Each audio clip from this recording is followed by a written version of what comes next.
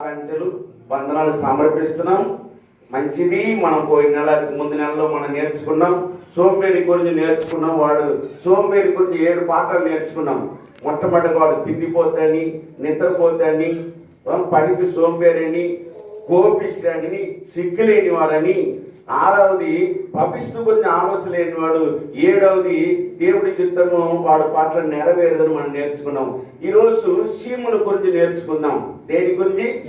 అసలు ప్రపంచంలో అన్నిటికంటే చీములు చాలా చిన్న జీవి, చాలా చిన్నది. దాని దగ్గరికి వెళ్ళి మనుషులు నేర్చుకోమంటున్నాడు. ఇంకొక మాట చెప్పి వెళ్తున్నాను. అసలు చీములు ఎన్ని నెలలు ఉంటుందో, ఎన్ని సంవత్సరాలు ఉంటుందో మీకు తెలుసా? తెలియదు. నేను చెప్తున్నాను. ఒకవేళ బ్రతికితే 60 రోజులు, 70 రోజులు లేదా 90 రోజులు అంట దానికి ఆయుష్. ఎన్ని రోజులు? ఈ 90 రోజుల్లో తన భవిష్యత్తు గురించి కొన్ని తాసి పెడుతుంది. అది ఈ రోజు మనం చూడబోతున్నాం. సామెతలు 6:6 రెడీగా ఉంచండి. జయ మైకులు చదవాలి. చూడండి, చెప్పినప్పుడు చదవం. ఈ రోజు మన మనుషులకు 100 సంవత్సరాలు ఉన్నాయి, 70 సంవత్సరాలు ఉన్నాయి. కానీ చీములకి ఎన్ని సంవత్సరాలు ఉన్నాయి? 60, 70, ఎక్కువైతే 90 గంట ఉండదంట. 90 రోజులు. ఎన్ని రోజులు? 90 రోజు జీవితానికి కొరకు తన జీవితం ఎంత జ్ఞానంతో ఉంటుంది, ఎంత ఆనందం ఉన్నాయి, ఎంత ఆశ్చర్యకరమైన జీవితం జీవించి తన జీవితాన్ని మగిస్తుంది. మనుషులకు బుద్ధి కలిగించడానికి చీముల దగ్గరికి వెళ్ళమన్నాడు. అంటే చీములు అన్నిటికంటే చిన్నది. నేను అనుకుంటున్నాను, ఏ ఏడు దగ్గరికి వెళ్ళి నేర్చుకుంటే బాగుండేది, ఏ సింహం దగ్గరికి వెళ్ళి నేర్చుకుంటే బాగుంటది. కానీ దేవుడు ఎవరి దగ్గరికి వెళ్ళి నేర్చుకోమన్నాడు? ఇది చెప్పిన వ్యక్తి ఎవడు? సొలొమోను. జ్ఞాని, గొప్ప జ్ఞాని, శాస్త్రవేత్తలు అన్ని నేర్చుకున్న వ్యక్తి, జ్ఞానానికి గొప్ప జ్ఞానం కలిగిన వ్యక్తి చెప్తున్నాడు, చీములకున్న జ్ఞానం నాకు లేకుండా అయిపోయింది అన్నాడు. చీములకున్న జ్ఞానము, దేశాన్ని పరిపాలించాను, అనేక దేశాలు పరిపాలించాను, 1000 మంది భార్యని నేను చేసుకున్నాను, ఉంచుకున్నాను, కానీ చీములకున్న జ్ఞానం లేదని. చీముల భాష కూడా తెలుసంట జ్ఞాని అయిన సొలొమోనుకు. చీముల భాష కూడా తెలుసు. అయినా తన జీవితంలో దేవుడి విషయంలో ఓడిపోయాడు. తన జీవితంలో ఇచ్చిన జ్ఞానాన్ని, ఇచ్చిన సమస్యని పోగొట్టుకున్నాడు. అందుకోసము ఈరోజు చీముల గురించి మనం నేర్చుకుంటాం. సహోదరి సహోదరా, ఏదో నేర్చుకుంటున్నాం, కానీ దేవుడి వాక్యాన్ని, దేవుడి వాక్యంలో దాన్ని నువ్వు నేర్చుకుంటే నీ జీవితానికి ఉన్నతమైన స్థానాన్ని తీసుకెళ్లేది బైబిల్ గ్రంథంలో వాక్యమే. హల్లెలూయా. ఈ భూ ప్రపంచంలో ఎవడో ఎన్నో చేయవచ్చు, జ్ఞాని అనేవాడు ఎవరైనా కావచ్చు. ఈ లోక జ్ఞానం దేవుడి విషయం ఏంటి తెలుసా? వెరితనం. లోక జ్ఞానం దేవుడి విషయం ఏంటి?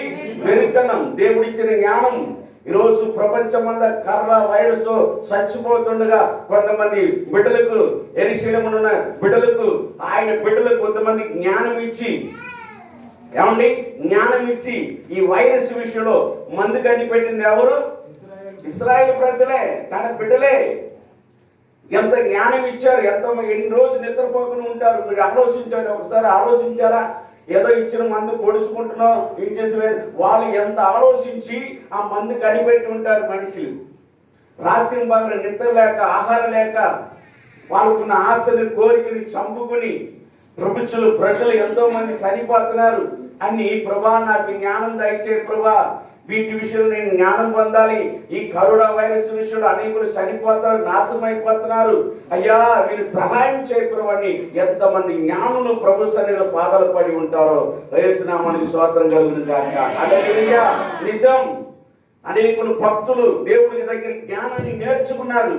అయితే ఈ రోజు మనం జ్ఞానం నేర్చుకోపోతున్నాం, చీముల దగ్గర నేర్చుకోమంటున్నాడు. ఎవరి దగ్గర? వాక్యాన్ని చదువుతాం. 6:6 ఒక వాక్యం. సోమేరి చీముల ఎద్దకు వెళ్ళుము, వాటి నడతను కనిపెట్టి జ్ఞానము తెచ్చుకొనుము. అక్కడ ఆగండి. చీములకున్న సోమేరి చెప్తున్నాడు, సోమేరి చీములు నడతను కనిపెట్టి జ్ఞానం తెచ్చుకో. కనిపెట్టు. ముందు ఏం చేయాలి? కనిపెట్టు.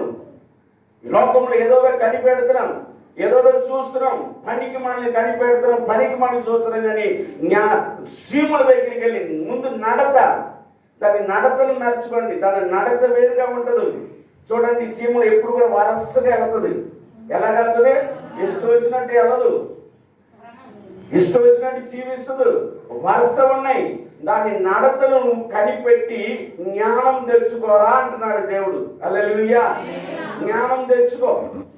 మొట్టమొదటిగా ఏం చేయాలి? నడతను కనిపెట్టు. నిజంగా ఎండాకాలం చూడండి, ఎక్కడ చూసినా చక్కగా వరుసగా వెళ్తుంది. ఎలా వెళ్తుంది?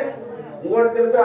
చీమలు ఎన్ని రకాలు ఉన్నాయంటే కనీసం 16-20 రకాలు ఉన్నాయి చీమల్లో. మనకు తెలిసి 4-5 రకాలు తెలుసు, కానీ 17-20 రకాలు ఉన్నాయి చీమల్లో. రకరకాల చీమలు. కొంతమంది తల పెద్దగా ఉంటుంది, కొంతమంది రకరకాల చీమలు. ఏది ఏమైనప్పుడు ఈ చీమలు వేరండి. నేర్చుకున్న చీమలు చిన్న చీమలు, ఎర్ర చీమలు. హల్లెలూయా. ఏ చీమలు? చిన్న చీమలు, ఎర్ర చీమల దగ్గర నేర్చుకోమన్నాడు. కొన్ని ఉన్నాయి, ఆ చీమలు కాదు, కొన్ని చీమల్లో రకాలు ఉన్నాయి. నేను ఎప్పుడు చెప్తున్నాను, జాతి కురాలు జాతి కురమే. హల్లెలూయా. ఎప్పుడైనా మనుషులు కొంతమంది జాతిగా ఉంటారు, యథార్థంగా ఉంటారు, నీతిగా ఉంటారు, వాళ్ళ జీవితాలు వేరుగా ఉండదు. జాతి కురం గురించి మీకు చెప్పాడు. 3 రకాల కురాలు ఉన్నాయి. ఈ జాతి కురం ఓనర్ చూడంగానే ఒక 3 రకాల కురం ఏంటి తెలుసా? మొట్టమొదటి కుర్రం ఆ ఓనర్ ఎక్కగానే ఒకటి ఇస్తేనే ఆ కుర్రం ఏం చేస్తుంది? వెళ్తుంది. ఒకటి ఇస్తేనే అది ఏం చేస్తుంది? వెళ్తుంది. రెండోది ఈ గుర్రం ముక్కుని లాగాలి. ముక్కుని ఏం చేయాలి? లాగితేనే కూర్చున్నాడు, వెళ్ళిపోతాడు. కానీ మూడోది ఉంది మంచి జాతి గుర్రం. హల్లెలూయా. యజమానుడు ఎప్పుడు ఎక్కుతాడో, యజమానుడు ఎప్పుడు చక్కన అది ఏం చేస్తుందా? పరిగెట్టేది జాతి గుర్రం. దేవుని స్తోత్రం చెల్లిద్దాం. ఆ జాతి గుర్రం ఓనర్ ఎక్కగాని, యజమాని ఎక్కగాని దాని ఒంటి మీద ఏం పడకూడదు. అది జాతి గుర్రం. అది యథార్థమైన హృదయం, యథార్థమైన గుర్రం. అంటే గుర్రం అంటే ఎవరు? మనమే. హల్లెలూయా. చెట్టుని పొట్టుని అన్నిటి పోల్చారు, మనమే దానికి కారణం. ఏమండి? చీమలు పోల్చారు, చెట్టుని పొట్టుని పోల్చింది ఎవరు? మనమే. గుర్రం, జాతి గుర్రం. ఆ గుర్రం యజమానుని చెప్పగానే ఎందుకు తెలుసా? యజమానుడు పొద్దున పుట్టు పెడుతున్నాడు, అన్నం పెడుతున్నాడు, నాకు కావలసిన అన్ని ఇస్తున్నాడు. ఆయన నేను మోసుకుని వెళ్ళాలి. ఆయన ఎక్కడికి తీసుకెళ్ళమంటారు అక్కడ నేను తీసుకెళ్ళాలి. నా యజమానికి నేను చేయవలసిన బాధ్యత నేను చేయాలి. అలాగే చీములు తన దగ్గర నడుచుకుని, రెండో మాట చూద్దాం. ఆ చీములకు ఏముందని? వాటికి న్యాయాధిపతి లేవు, పై విచారకర్త అసలు లేదు. చాలు. ఈ జ్ఞానం గురించి కొంతమందికి ఒకసారి జ్ఞానం గురించి మళ్ళీ చూసుకుందాం. అసలు ప్రపంచంలో జ్ఞానం అనేది ఎక్కడి నుంచి వచ్చిందంటే బైబిల్ గ్రంథంలో వచ్చింది. ఎక్కడి నుంచి వచ్చింది? మొట్టమొదటి జ్ఞానం గురించి ఒక 4-5 మాటలు మీకు చెప్పాలని ఆశ కలిగినాను. తర్వాత దానికి న్యాయాధిపతి లేరు. దానికి ఎవరు లేరు? జ్ఞానవంతులకు ఎవరు అక్కర్లేదండి. దేవుడే జ్ఞానం. దేవుడి స్తోత్రం. జ్ఞానం కలిగిన వాడికి కొట్టాకల తిట్టాకల పొద్దున లేస్తాడు, పనికి వెళ్తాడు, వాడు పని వాడు చేస్తాడు, వాడు పని చేస్తాడు. ఇంట్లో కూర్చోడు, సోంబేరిగా కూర్చోడు. జ్ఞానం కలిగి ప్రవర్తిస్తాడు, జ్ఞానం కలిగి పరిగెడతాడు. అందుకోసము న్యాయాధిపతి లేకపోయినా అది జ్ఞానం కలిగి ప్రవర్తించి. చూడండి, ఆ సామెతలు 1వ అధ్యాయం 5వ వాక్యం ఒక్క మాట చదువు. ఫస్ట్ మాట, జ్ఞానము గలవాడు విని. ఈ జ్ఞానం గలవాడు ఏం చేస్తాడు? వింటాడు. ముందు జ్ఞానం గలవాడు ఏం చేస్తాడు? వింటాడండి. అందుకే సీమను పోల్చాడు. జ్ఞానం తెచ్చుకో. జ్ఞానం గల విన్ని పాండితము అంటే అభివృద్ధి చేసుకుంటాడు. ఏం చేసుకుంటాడు? అభివృద్ధి. జీవితంలో జ్ఞానముతో అభివృద్ధి చేసుకుంటాడు. అదే 22 చదవండి. మైక్ తీసుకోవాలి, మాట్లాడేప్పుడు మనం ఎక్కడైతే చెల్లులు వెళ్తుంది. జ్ఞానం లేని వారుగా ఉండకూడదు.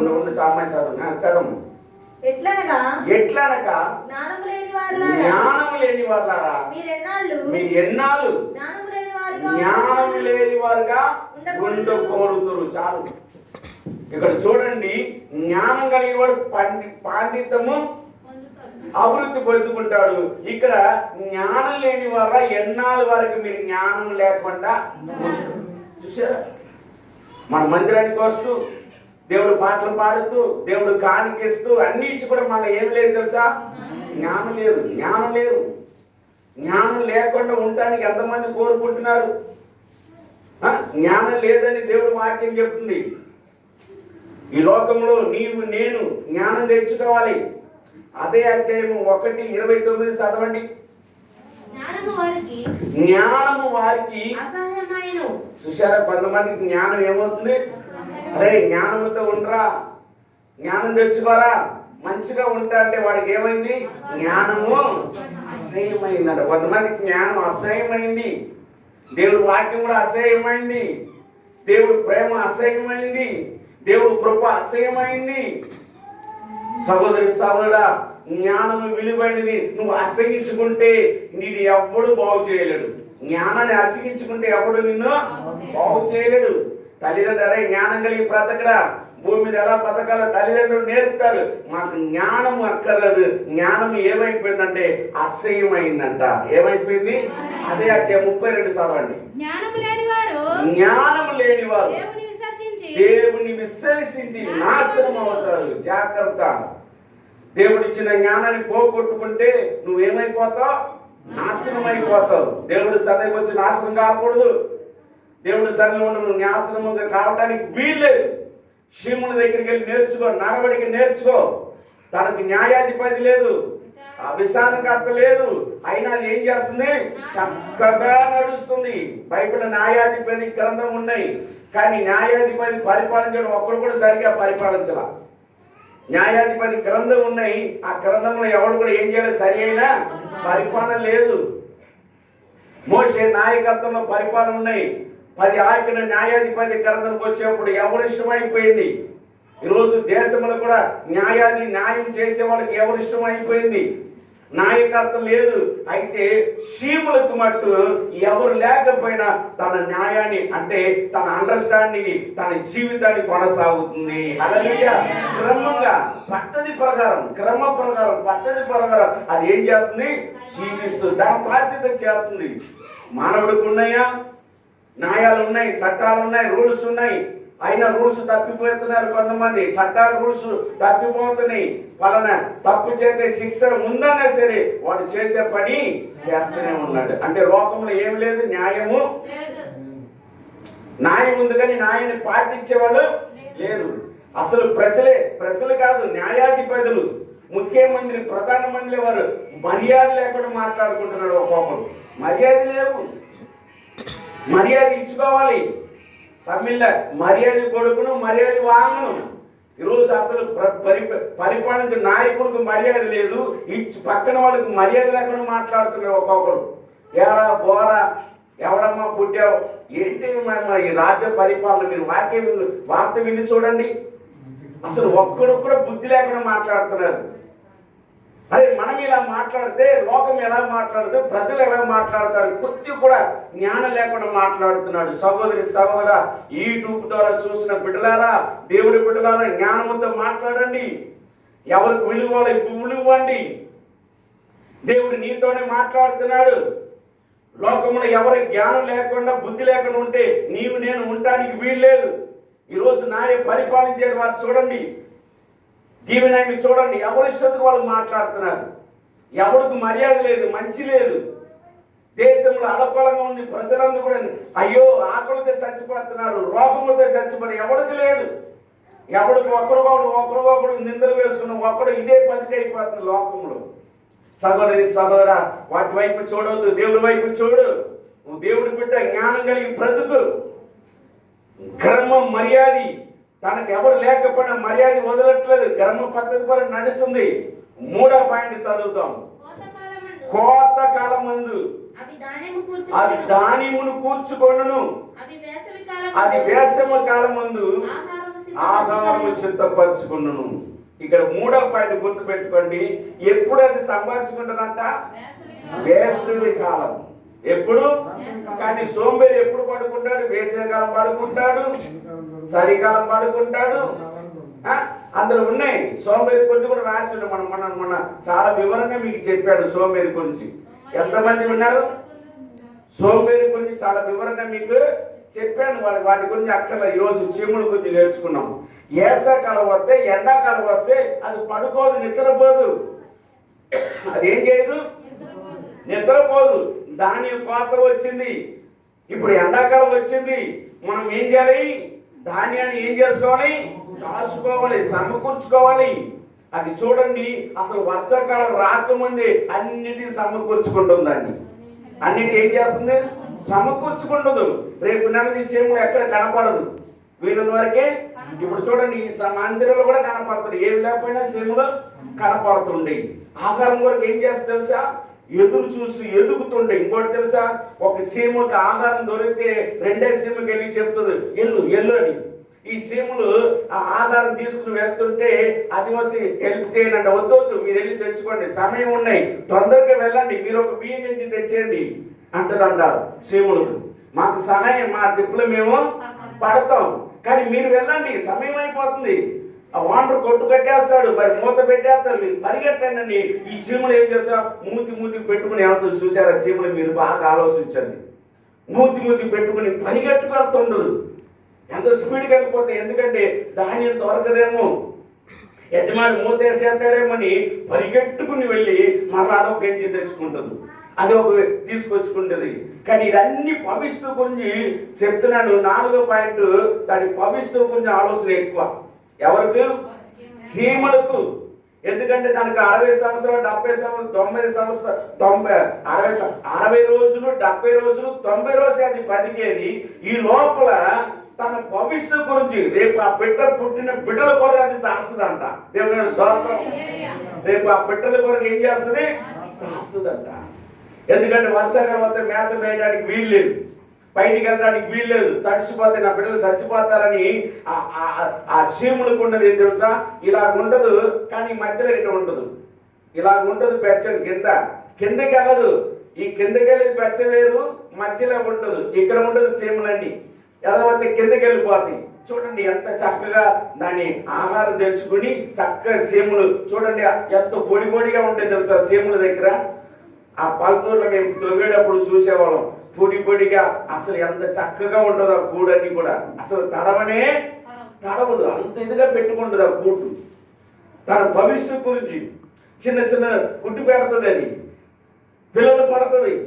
కానీ దాని భవిష్యత్తు గురించి 90 రోజులు 10 లోపల కొన్నిటి ఏం చేస్తుంది? చిత్తపరిచే చీమలు. మనకుందా అది? మనకుందా ఆలోచనలు? మనం తింటే చాలు, మనం ఉంటే చాలు, రేపు భవిష్యత్తు గురించి ఏమైనా ఆలోచించుకుంటున్నాం. కానీ చీమలు 90 రోజులు, 70 రోజులు బతికేదానికి తన బిడ్డల భవిష్యత్తు గురించి ఏం చేస్తుంది? ఆలోచిస్తుంది. మరి ఎంతమంది ఆలోచిస్తున్నాం మనం? ఎంతమంది ఆ విధంగా ఉండాలనుకుంటున్నాం? సహోదరా, చీమలకున్న జ్ఞానం లేదని చెప్తున్నాడు. అది చక్కగా వరుసగా వెళ్తుందని చెప్తున్నాడు. 3వది, వేసవికాలం అది నిద్ర పోదు. నిన్న ఎండాకాలం నిద్రే పోదు, కానీ కొంతమంది ఎండాకాలం నిద్రపోతారు ఎక్కువ. ఎప్పుడైతే నిద్రపోతారు? ఎప్పుడు నిద్రపోతారు. కొంతమంది సోమేరి ఎప్పుడు నిద్రపోతారు. నిజం. ఆ సోంబేరితనం ఉండటం వల్ల మీకు ఏమొస్తుంది?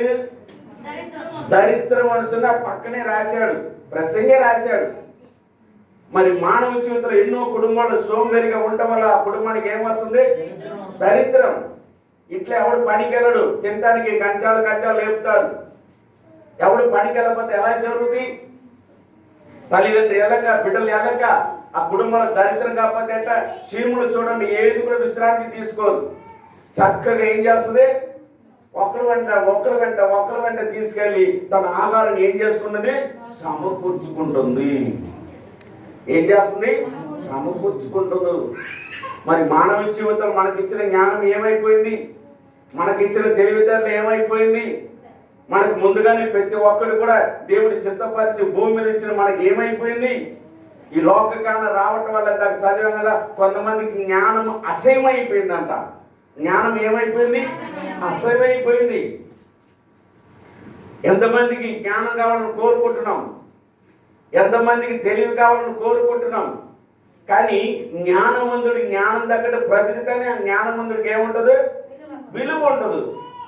జ్ఞానవంతుడు ఎలా ఉండాలి? జ్ఞానం కలిగి బతకాలి, జీవితాన్ని దేవుడికి అర్పించుకోవాలి. ఇంక నేను కాదు బతికేది, నీవే ప్రభా అని ప్రభుకి అప్పగించుకుని మన జీవితాన్ని నడిచినప్పుడు నీ అంతటి జ్ఞానవంతుడు ఇంకొకరు లేడు. దేవుని స్తోత్రం. దేవుడిచ్చిన జ్ఞానంతో మనం బ్రతకాలి. దేవుడు ప్రతి ఒక్కరికి ధారాళంగా పంచిపెడుతున్నాడు కావాల్సిన జ్ఞానాన్ని. అందుకోసము శీముల దగ్గరికి వెళ్ళి నేర్చుకో. చీమలు ఎంత చిన్న చీమ దాన్ని చెప్పాను. ఏ ఏనుగును లేకపోతే ఏ సింహం దగ్గరికి వెళ్ళమన్నా, దేని దగ్గరికి వెళ్ళమన్నాడు? చీమ దగ్గరికి వెళ్ళండి. అది మీ పాఠాలు నేర్పుతాయి, పాఠాలు నేర్పుతాయి. చూడండి 3:7 వాక్యం చదవండి. సామెతలు 3:7 వాక్యం. నేను జ్ఞానిని కదా అని నేను జ్ఞానిని కాదా నీవు అనుకోవద్దు, యెహోవా యందు భయపడు. చెడితనం, కొంతమందికి జ్ఞానం ఉంది కానీ చెడితనాన్ని విడిచిపెట్టరు. కొంతమందికి చెప్పాలి, జ్ఞానం ఉంది కానీ ఏం విడిచిపెట్టరు? చెడితనం విడిచిపెట్టరు. సింహ దగ్గర చెడితనం ఏమైనా ఉందా? సింహ దగ్గర ఏమైనా కుళ్ళు కుట్ర ఉందా? లేదు. దేవుడు సృష్టిని అనేక విషయంలో సృష్టిని, మరి సీముల గురించి ఎందుకు బైబిల్ అయితే చక్కగా రాసే నాకు అర్థం కాదు. జ్ఞానవంతులు అంటున్నాం, జ్ఞానవంతులు ఏం చేస్తున్నాడు? పాపం చేయడానికి. కొంతమంది చదువుకుంటున్నారు కానీ సంస్కారం లేనివారు, సంస్కారం లేనివారు. సంస్కారమే కదా, సంస్కారం చేయడానికి కూడా పనికిరాడు వాడు. జ్ఞానం, తెలివితేటలు, చదువు అన్నీ ఉన్నాయి.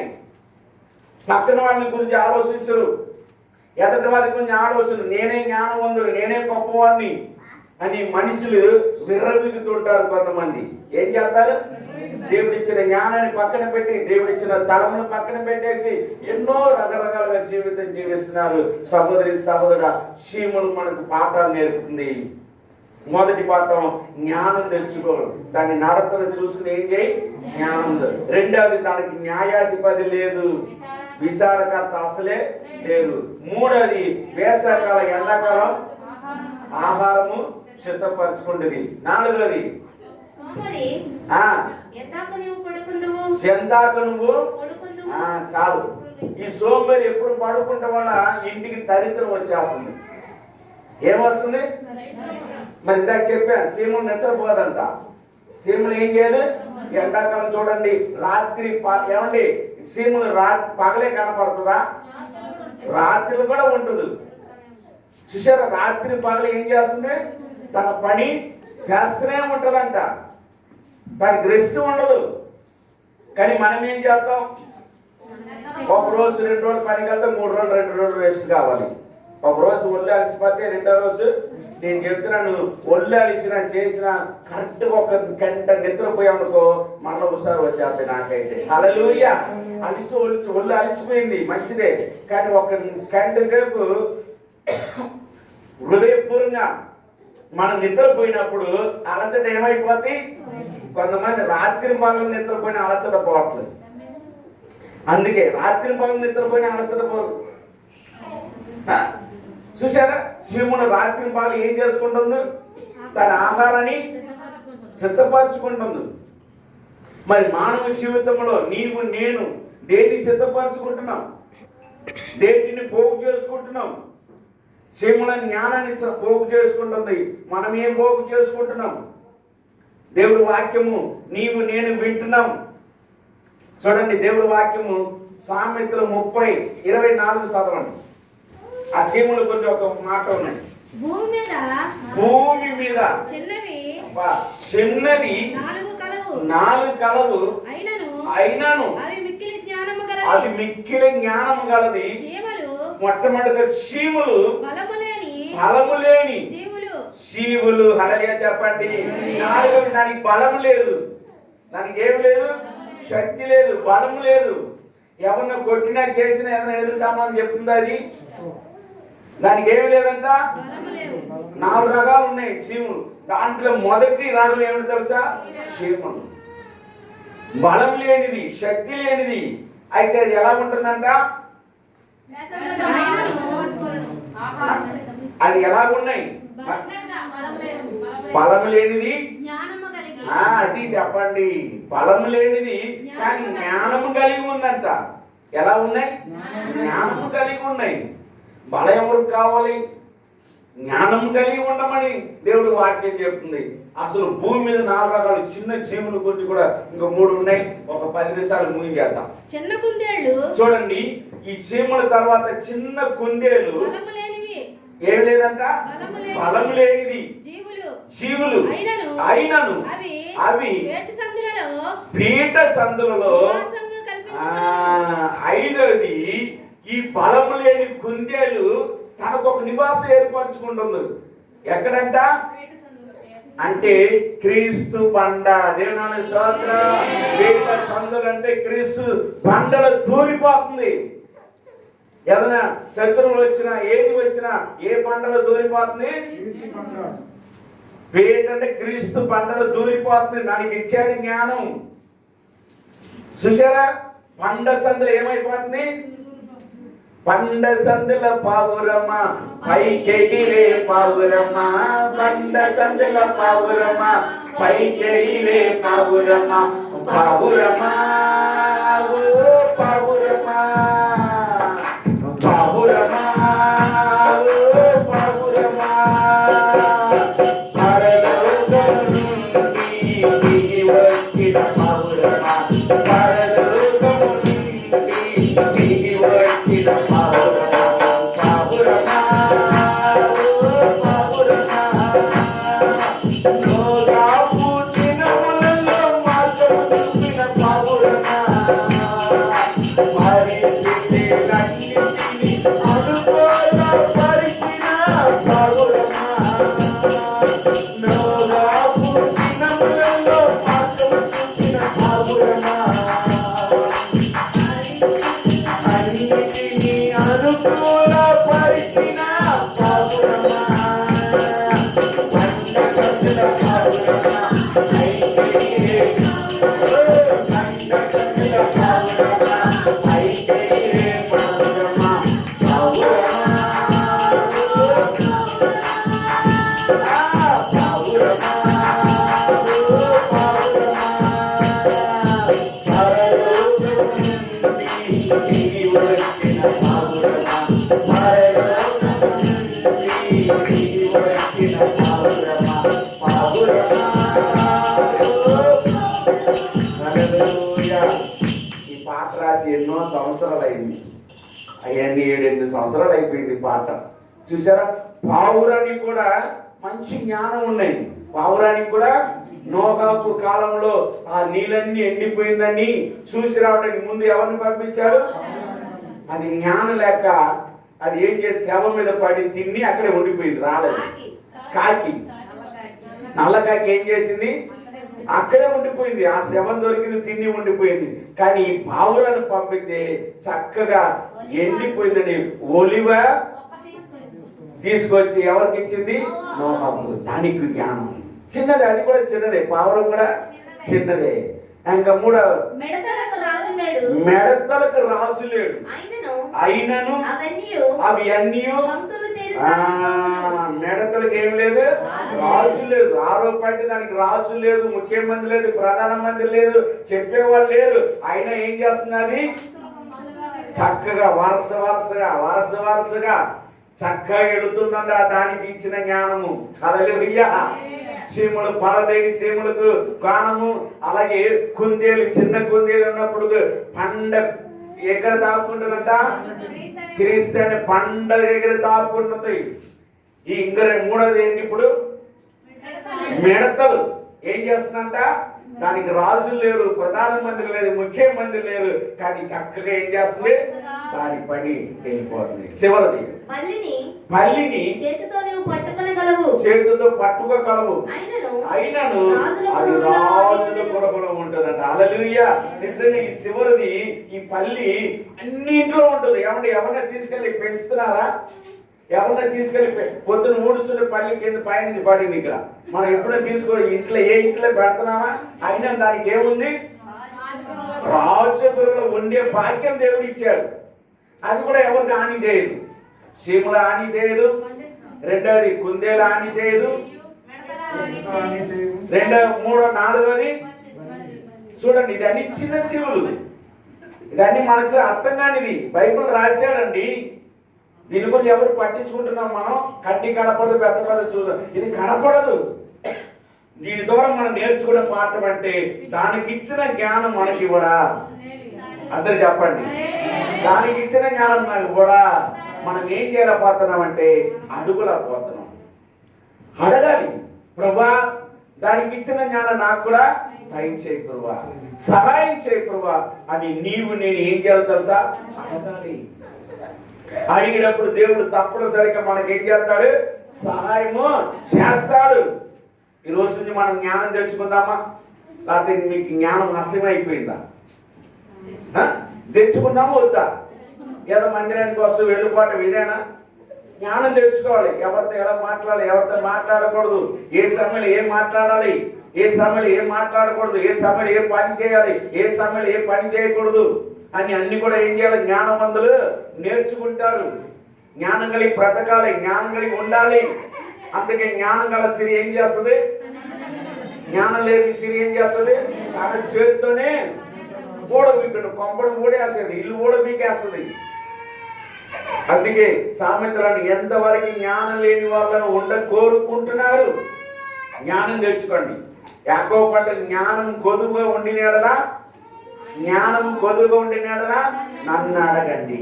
ఎవరిని అడగాలి? నేను ఎప్పుడు చెప్తాను, తల్లిదండ్రులు ఒకవేళ ఆస్తి అందరిస్తే మీకు చెల్లుద్ది, కానీ జ్ఞానాన్ని ఇవ్వగలుగుతారా? మీ భవిష్యత్తుని బాగు చేయగలుగుతారా? ఏమి చేయలేరు. కానీ మన భవిష్యత్తుని మనకిచ్చిన జ్ఞానాన్ని గొప్ప దేవుడు ఉన్నాడు, ఆయన అభివృద్ధి పరుస్తాడు. హల్లెలూయా. ఆయన చేతులకు అప్పగించు, ఆయన చేతులు నువ్వేం చేయి? అప్పగించు.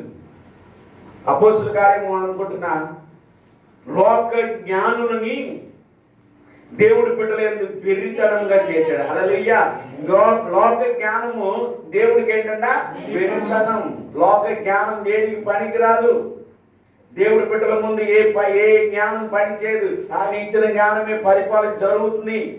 ఈ లోకంలో నీవు నేను ఏదో ఆలోచించుకుంటున్నావు, ఏదో చేసుకుంటున్నావు. సహోదరి సహోదరుడా, నేను ముగిస్తున్నాను. ఇప్పటికైనా పర్లేదు. చీములకున్న జ్ఞానము, చేవులకున్న తెలివితేటలు, అలాగే కుందేలుకున్న తెలివితేటలు, మెడతలుకున్న తెలివితేటలు, పల్లికున్న తెలివితేటలు మన జీవితంలో ఉండాలి.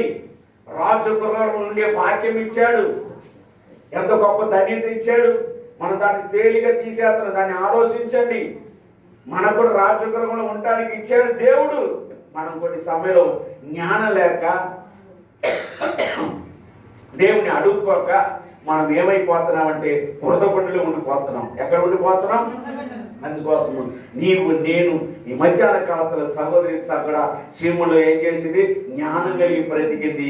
రెండవది వాళ్ళకి న్యాయాధిపతి లేదు. మూడవది యాసకాలం ఏం చేయదు? నిద్రపోదు. నాలుగవది దేని గురించి నేర్చుకున్నాం? కుందేలు. దాని చాలా చిన్న జీవి, అది కూడా దేని చూసినా పీగితాడనని, దేని చూసినా పిరిగితాడని. దానికి చూడండి ఎంత జ్ఞానం ఇచ్చాడు. తర్వాత మిడతలు, తర్వాత చూసారా ఎంత చక్కని మాటలు. ఎట్లా ప్రభా ఏంటి వాక్యం అనుకుంటే దేవుడు ఇదన్నీ 2 రోజులు నాకు చిత్తపరిచాడు. దేవుడు స్తోత్రం. అందుకోసము ఈరోజు వాక్యాన్ని పెట్టి మన జీవితం ఎలా ఉన్నాయి, నేను ఎలా ఉంటున్నానని మనం సరి చేసుకుని ప్రభు సన్నిధిలో జ్ఞానం కలిగి బ్రతుకుతాం, బుద్ధి కలిగి బ్రతుకుతాం. ఇంకా దేవుడి కొరకు నమ్మకం ఉండడానికి ఇష్టపడతాం.